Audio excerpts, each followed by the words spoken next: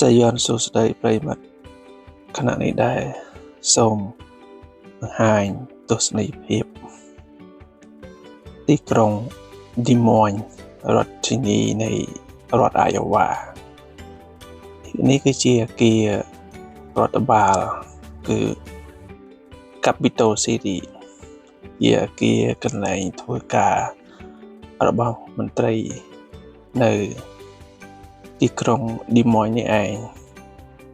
ទិដ្ឋភាពជុំវិញគឺស្រស់ស្អាតចាប់ផ្ដើមមានស្លឹកឈើលាស់បន្តិចនិងផ្កានៅដើមរដូវផ្ការីនេះហើយសូម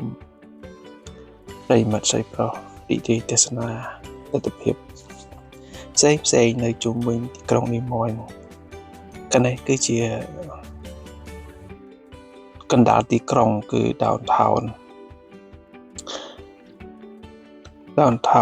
ឌីម៉ូញនេះគឺជាប់នឹងទន្លេឌីម៉ូញតែម្ដងសូមបញ្ជាក់ផងដែរថាទីក្រុងឌីម៉ូញឈ្មោះពេញគឺវត្តឌីម៉ូញបច្ចុប្បន្នគឺនៅត្រឹមឌីម៉ូញនេះគឺជាទង់សហរដ្ឋអាមេរិកនិងទង់រដ្ឋអាយ៉ូវ៉ាដែលជាអតីតដីរបស់រដ្ឋលូវីស៊ីអាណាដែលបារាំងបាន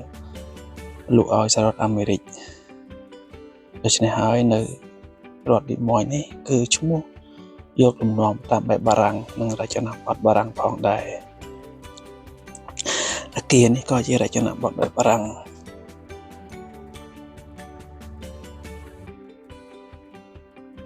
មានទម្រង់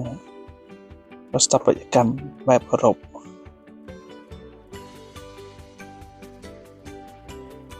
ទីក្រុងឌីម៉ូញនេះគឺជាជនមានប្រហែល20,000 នាក់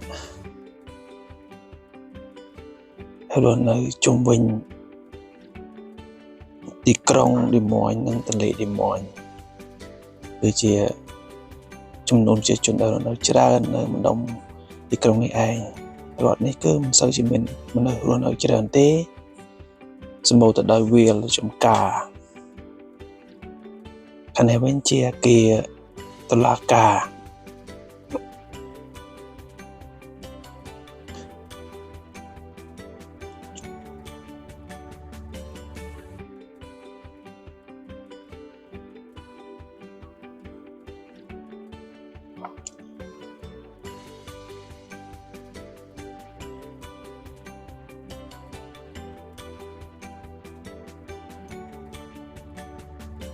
ខាងនេះជាទិដ្ឋភាពមួយជំហានទៀតនៃទីក្រុងឌីម៉ូញផងដែរនៅទីនេះក៏មានអាកាសយានដ្ឋានអន្តរជាតិមួយដែរគឺអាកាសយានដ្ឋានអន្តរជាតិឌីម៉ូញខណៈនេះដែរគឺក្រុមហ៊ុន Allegiant Air កំពុងចុះចតនៅលេនហោះខាងនោះ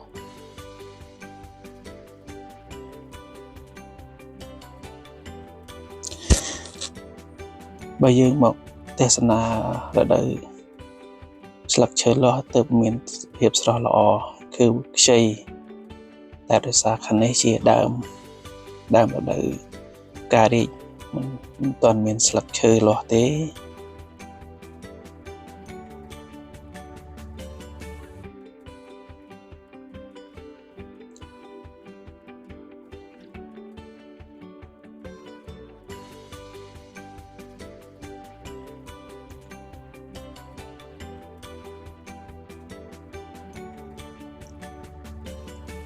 ក្បែរអគា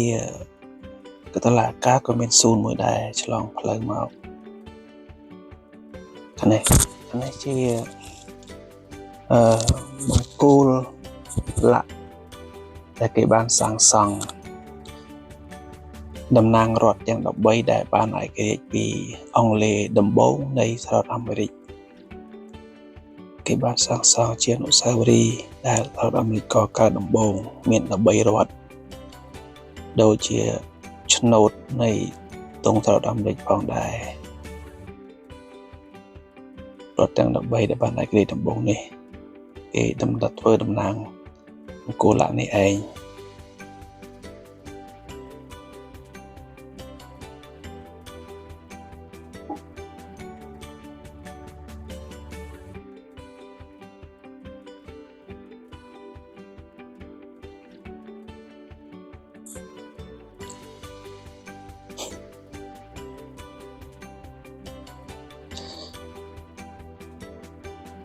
នៅ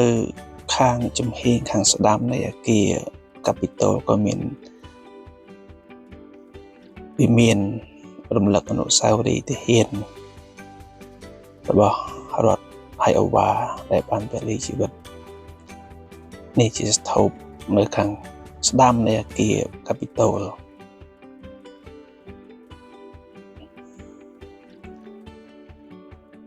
នៅទីនេះមានសួនធំទូលាយល្អ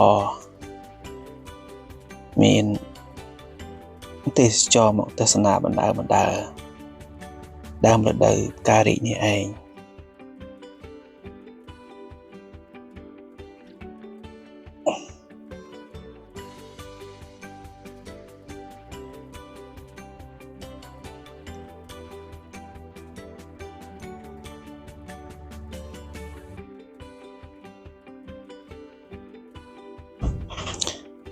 នៅខាងនោះឆ្លងផ្លូវបន្តិចទៅអគារ Capitol ក៏មានទេសចរមកច្រើនចូលទស្សនាគេអនុញ្ញាតឲ្យចូលទៅក្នុងអគារដែរបន្តិចទៀតនឹងនាំប្រិយមិត្តចូលទៅទស្សនាទិដ្ឋភាពក្នុងខ្លះក៏មានគូសកលរៀបការគេមកថតអនុស្សាវរីយ៍នៅខាងមុខអគារនិងក្នុងអគារផងដែរ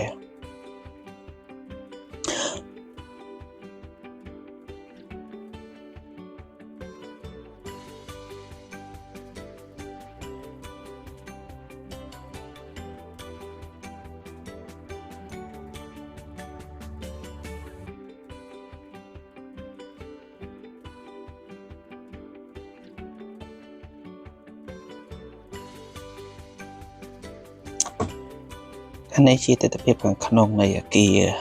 Capitol ដែលជាស្ថាបត្យកម្មបែបអឺរ៉ុបកំពូលប្រាង្គធំនៅកណ្ដាលពោះទៅលើលំហទូលាយនេះជាកំពូលអគារនេះគេសាងសង់តាំងពីឆ្នាំ1865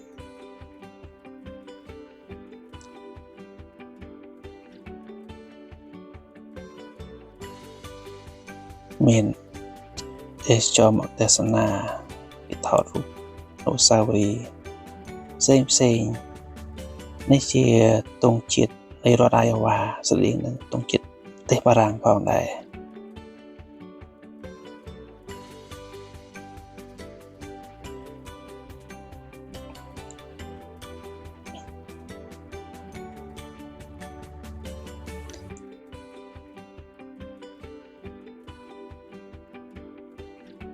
សម្បូរទៅដោយទេសចរមកទស្សនានេះ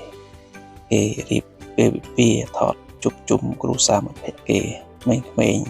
សប្បាយ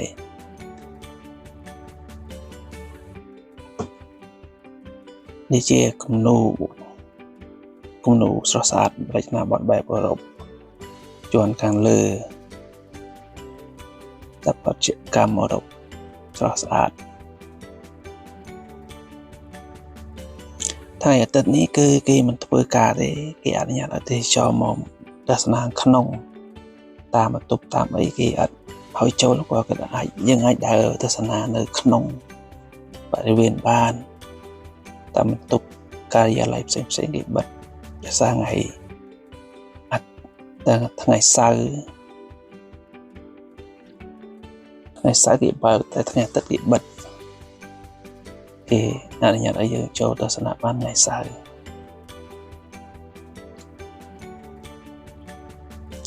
ខាងនេះវិញជាបរិវេណនៅពីមុខអគារ Capitol រាងស្រស់ស្អាតមានកំពូល5ស្តៀងនឹងប្រាសាទអង្គរវត្តជើងដែរតែគ្រាន់តែជារចនាបថបែបអឺរ៉ុបបែបបារាំងទិដ្ឋភាពខាងមុខនេះគឺកន្លែងចតឡានធំទូលាយល្អ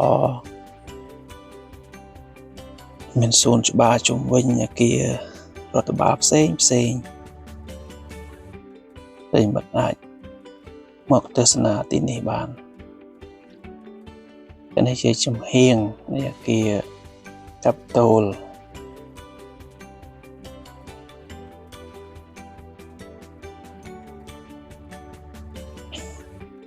នៅដើមរដូវ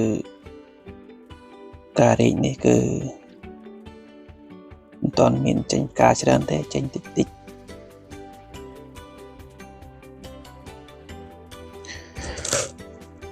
សូមបញ្ចប់ការផ្សាយពីរដ្ឋធានីឌីម៉ូញនៃរដ្ឋអាយ៉ូវ៉ាត្រឹមប៉ុណ្ណឹងសិនចុះសូមប្រិយមិត្តបានសុខចម្រើនក្នុងឱកាសឆ្នាំថ្មីសូមអរគុណ